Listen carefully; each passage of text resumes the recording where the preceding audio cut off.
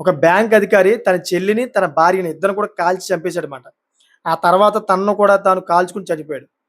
దీని వెనకాల చాలా పెద్ద మ్యాటర్ జరిగింది. ఈ మ్యాటర్ గురించి చెప్తే గనక మీకు ఫీజులు ఎగిరిపోతాయన్నమాట. నేటి సొసైటీలోని డబ్బు కాదు ముఖ్యం, మనశ్శాంతి కూడా ముఖ్యంరా అని చెప్పేసి మీకు అనిపిస్తది. డబ్బు సంపాదించడం మాత్రం సరిపోదు. కుటుంబంలో ఉన్నటువంటి ఏవైతే ఉన్నాయో ఈ సమస్యలతో పలంగాను ఈ జీవన విధానం అనేది ఏ విధంగా ముందుకెళ్ళాలని చెప్పేసి ఆలోచన కూడా చేయాలి. కొంతమంది చేయకపోవడం వల్లే ఇటువంటి సంఘటనలు జరుగుతూ ఉన్నాయి. దీనికి ప్రధానమైన కారణాలు చెప్తాను. ఇయంతా కూడా ఎక్కడ జరిగింది, ఎలా జరిగింది అనే విషయాలు ప్రతీది కూడా మీకు క్లారిటీగా చెప్తాను.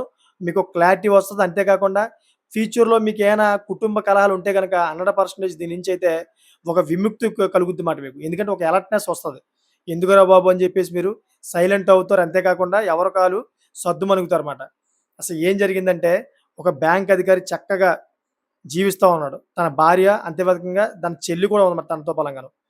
సో, తన చెల్లికి పెళ్లి కూడా అయిపోయింది. ఇక్కడ ఏంటంటే ట్విస్ట్ ఒకటుంది. ఆ ట్విస్టు మీరు వింటా ఉంటుంటే మీకు అర్థమవుద్ది.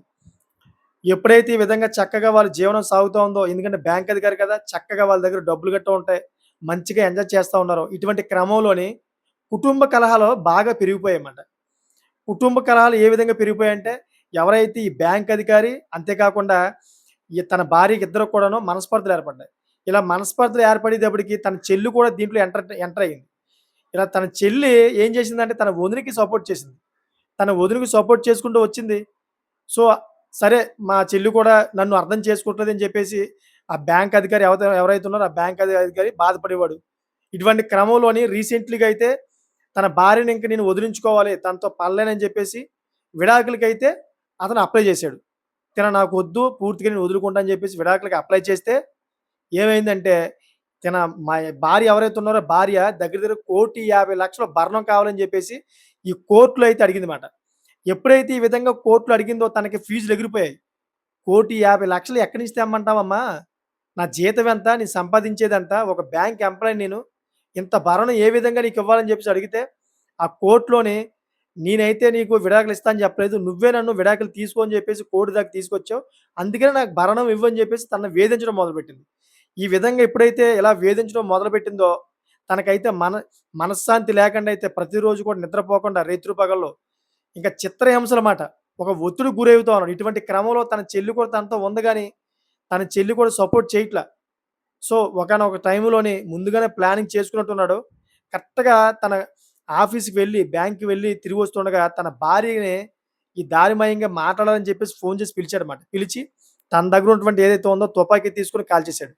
అక్కడ కాల్చేసిన ఆవిడనే డైరెక్టర్‌గా ఇంటికెళ్ళాడన్నమాట. ఇంటికి వెళ్లి ఎవరైతే తన చెల్లుందో తన చెల్లిని కూడాను అత్యంత దారుణంగా కాల్చి చంపేశాడు. ఆ తర్వాత తను కూడాను కాల్చుకొని చనిపోయాడు. సో, చనిపోయిన తర్వాత వాట్సాప్‌లో ఒక మెసేజ్ పెట్టాడన్నమాట. తన భార్య నన్ను చాలా బాగా మోసం చేసింది. తన భార్య భార్య వల్లే నేను ఈ విధంగా చేయడం జరిగింది అని చెప్పేసి రాసాడు.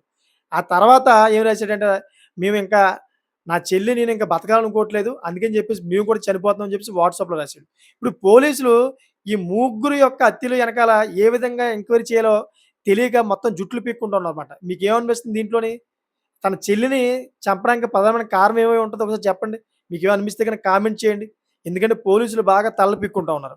సో, పోలీసులైతే మొత్తం 3 విధాలుగా అయితే ఎంక్వైరీ చేస్తా ఉన్నారంట. ఎందుకంటే తన భార్యకి, ఇతనికి మనస్పర్ధలున్నాయి. ఓకే. సో, ఇద్దరు కూడాను గొడవలు జరుగుతూ ఉన్నాయి. 1,50,00,000 భరణం అడగడం వల్ల ఏమైనా ఒత్తిడికి గురయ్యాడు అని చెప్పేసి, తన భార్యని చంపేసి ఉంటాడని చెప్పేసి పోలీసులు అనుకుంటా ఉన్నారు. కానీ తన చెల్లి ఎవరైతే ఉన్నారో తన చెల్లయితే వదినతోనే ఉండు అన్నయ్య అని చెప్పేసి ఎప్పటినుంచో చెబుతా ఉంది. ఎందుకన్నయ్య గొడవలు గట్టా అని చెప్పి చెబుతా ఉంది. మరి అటువంటి చెల్లిని ఏ విధంగా చంపేస్తాడో చెల్లి దగ్గర కూడా ఏదో మ్యాటర్ ఉండే ఉంటది. నాకు తెలిసిన మట్టుకైతే. సో, దీని గురించి పోలీసులు కూపీ లాగుతున్నారు. చుట్టుపక్కల వ్యక్తులందరూ కూడా అడుగుతున్నారు. ఎందుకసల తన చెల్లిని చంపేంత అవసరం ఏమొచ్చిందని చెప్పేసి మొత్తం అంతా కూపీ లాగుతున్నారన్నమాట. సో, దీంట్లో చూసుకుంటే గనక కుటుంబ కలహాలే అని చెప్పేసి ప్రధానంగా వినిపిస్తా ఉంది. ఈ కుటుంబ కలహాల వల్లే తన చెల్లి ఎవరైతే ఉన్నారో తన చెల్లి నాకు తెలిసిన మట్టుకైతే ఎవరైతే అన్నయ్య, వదిన ఉందో ఈ అన్నయ్య, వదినకి ఇద్దరు కూడాను మనస్పర్ధలు తెచ్చే విధంగా చేసి ఉంటది. తన అన్నయ్య అన్నీ కూడా గమనిస్తూ ఉన్నాడేమో! ఇయన్నీ చూస్తా ఉన్నాడేమో! తన చెల్లి గాబట్టి ఏం అనలేక పాపం తన వదిన తన తన భార్య ఎవరైతే ఉన్నో తన భార్యనైతే లాస్ట్‌కి వదులుకోవడానికి రెడీ అయిపోయాడేమో. సో, తన భార్యని అర్థం చేసుకోకుండాను తన భార్యని వదిలేసిన తర్వాత తన భార్య 1,50,00,000 భరణం అడిగేటప్పటికి విపరీతమైన ఒత్తిడికి గురైపోయాడేమో. ఆ తర్వాత ఇంకేం చేయలేని పరిస్థితిలోని తన భార్యని అదేవిధంగా తన కుటుంబాన్ని అంటే తన సంసారాన్ని పాడు చేసిన తన చెల్లిని ఇద్దరిని కూడా చంపేసి ఉంటాడని చెప్పేసి నాకనిపిస్తుంది మరి. మరి మీకేమనిపిస్తుందో మీరే చెప్పాలి. సో, ఇదంతా ఎక్కడ జరిగిందంటే ఉత్తరప్రదేశ్‌లో జరిగింది. ఇటువంటి సంఘటనలన్నీ ఎక్కువ కూడా ఉత్తరప్రదేశ్‌లో ఎక్కువ బాగా జరుగుతూ ఉంటాయన్నమాట. ఎక్కువగా ఆళ్ళని చంపేసుకోవడం, ఈళ్ళని చంపేసుకోవడం, కుటుంబ కలహాలు, ఆళ్ళని అత్యాచారం చేసేవాడు, ఈళ్ళని అత్యాచారం చేసేవాడు ఇయన్నీ కూడా నార్త్ ఇండియాలో బాగా ఎక్కువ. చాలా దారుణం. అక్కడ ఎలా ఉంటదంటే మనిషికి విలువ ఉండదన్నమాట. ప్రాణాలకు విలువ ఉండదు. ఏదైనా చిన్న విషయంలో గొడవ అయిందంటే గనక అప్పటికప్పుడు అటాక్ చేసి కొట్టేస్తారన్నమాట. రీసెంట్‌లీగా ఉత్తరప్రదేశ్‌లోని హోలీ సమయంలో ఒక కుర్రోడిని పాపం అత్యంత దారుణంగా కొట్టి చంపేశారు. ఏంటంటే ఒక మహిళ వెళ్తా ఉంది. ఆ మహిళ మీద ఏదో ఒక రంగు నీళ్ళు ఒక చుక్క పడిందంట. అది కూడా ఒక చిన్న పిల్ల ఒక 5 సంవత్సరాల పాప తెలీక ఆవిడ మీదైతే వేసే విధంగా అయితే పక్కకు కొట్టబోయి ఆవిడ మీద కొడితే ఆవిడ మీద పడ్డాయి. ఆవిడెళ్లి ఇంటికెళ్ళి చెప్తే వాళ్ళ కుటుంబీకులందరూ కూడా వచ్చి ఆ కుర్రవాడిని అత్యంత దారుణంగా కొట్టి కొట్టి చంపేశారు వాడిని. చూడండి చిన్న విషయానికి వార్నింగ్ ఇవ్వండి. లేకపోతే 4, 5 దెబ్బలెయ్యండి. ఆ తర్వాత కోర్టుల చుట్టూ తిరగండి. మీ దగ్గర డబ్బులుంటే గనక. అంతేగాని ఒక మనిషిని చంపేయడం వల్ల ఇప్పుడు ఏదైతే ఆ కుటుంబం ఉందో, ఆ కుటుంబంలో అందరిని కూడాను యోగి ప్రభుత్వం తీసుకెళ్ళిపోయిందన్నమాట. బొక్కలో వేసింది. ఆ కుటుంబం యొక్క ఇల్లుని మొత్తం కూల్చేసింది. ఇప్పుడు ఈ పక్కనేమో ఈ కుర్రవాడు చనిపోయాడు. ఒక్కనో కొడుకు పాపం. తల్లిదండ్రులు అందరూ కూడా శోకసంద్రంలో మునిగిపోయారు కదా! ఇటువంటి సిట్యుయేషన్‌లన్నీ కూడాను ఈ నార్త్ ఇండియాలో బాగా జరుగుతాయన్నమాట. ప్రతి చిన్న విషయానికి కూడాను అగ్రెసివ్ అయిపోతారాళ్ళు. ఎనక ముందు చూడరుమాట. అయ్యో! మనం అలా చేయకూడదు. ప్రాణం పోతది. మొత్తం భవిష్యత్తు పోద్దని చెప్పేసి అనుకోరు. మొత్తం అంతా కూడా మోకాల్లో ఉంటది ఆళ్ళకి మైండు. అంటే మందబుద్ధి మాట ఒక రకంగా చెప్పాలంటే. సో, ఈ విధంగా అయితే ఒక చిన్న చిన్న కారణాలతోటే ఒక బ్యాంక్ ఎంప్లాయ్ తన చెల్లిని, తన భార్యని అంతేకాకుండా తనకు తాను కాల్చుకొని చనిపోయాడమాట. లాస్ట్‌కి వాళ్ళ యొక్క కథను మొత్తం అంతా కూడా ముగించేశాడు. దీని గురించైతే పోలీసులు ఆపతాపాలు పడతా ఉన్నారు. తన చెల్లిని ఎందుకు చంపాడని చెప్పేసి ఎంక్వైరీ లాగుతున్నారు గానీ, తన చెల్లిని ఎందుకు చంపాడని చెప్పేసి ఇప్పటికి కూడా క్లూ రాలా. నాకు తెలిసిన మట్టుకైతే నేను చెప్పాను కదా! అదేం అవ్వచ్చేమో అనిపిస్తుంది గానీ, అది కూడా లేదేమో ఇంకేమైనా ఉందేమో.